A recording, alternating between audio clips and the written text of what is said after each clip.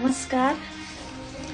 आज मिति 2082 12-13 गतेका दिन नेपालका सम्पूर्ण जनतामा नयाँ सोच, नयाँ उमंग, नयाँ विश्वास, सम्माननीय प्रधानमन्त्रीज्यू तथा मन्त्री परिषद सदस्यहरूलाई हार्दिक बधाई तथा सफल कार्यकालको शुभकामना।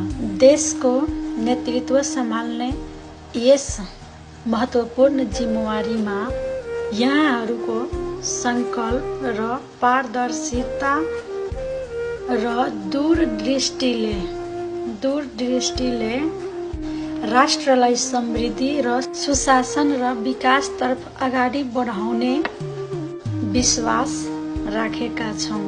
जनताको अपेक्षा र भरोसालाई केन्द्रमा राख्दै न्यायपूर्ण र समावेशी दिगो विकासका मार्गहरू तय गर्नु हुनेछ भनी आशा राखेका छौँ। साथै देशमा घटेको घटना विरुद्ध न्याय दिलाउनुको साथै सम्पूर्ण जनताको हितमा निरन्तर समर्पित रही सफल नेतृत्व प्रदान गर्न हार्दिक शुभकामना व्यक्त गर्दछु। जय देश, जय